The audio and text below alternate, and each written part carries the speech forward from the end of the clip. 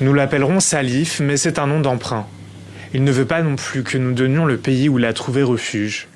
Son homosexualité exposée au grand jour, Salif a fui le Sénégal la semaine dernière. Il a laissé derrière lui toute sa vie. Donc j'ai eu cet instinct de survie qui m'a poussé à partir. J'ai même pas eu le temps de réfléchir. Il y a cette angoisse qui t'envahit. Donc j'ai dû laisser ma femme et mes enfants, ma mère et ma famille derrière moi. Au Sénégal, l'Assemblée nationale vient de voter une loi prévoyant un doublement des peines pour les relations homosexuelles. Un durcissement de la législation qui s'inscrit dans un contexte de répression. Une quarantaine d'homosexuels présumés ont été arrêtés en un mois selon les médias locaux.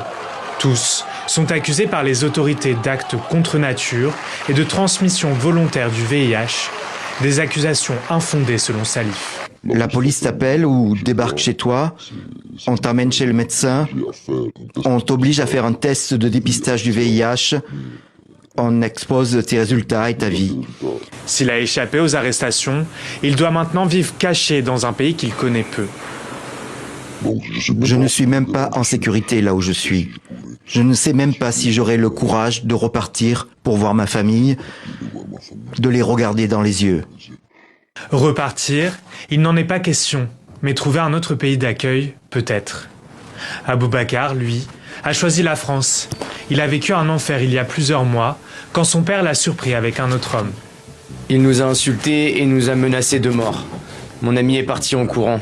La seule chose que j'avais en tête, c'était de me suicider.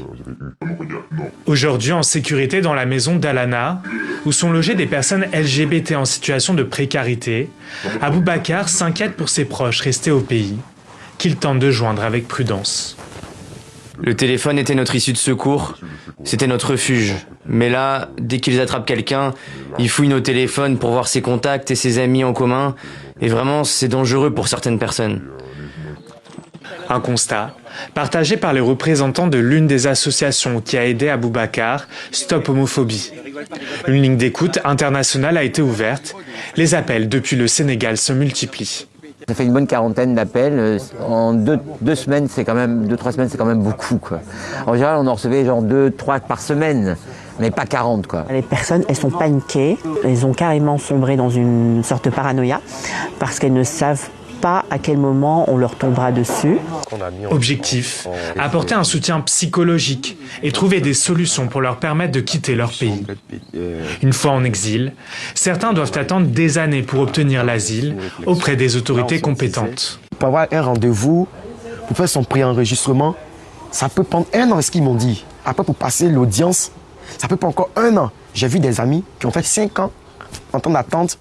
L'association a prévu un rendez-vous avec le ministère français des Affaires étrangères pour alerter le gouvernement sur l'urgence de la situation.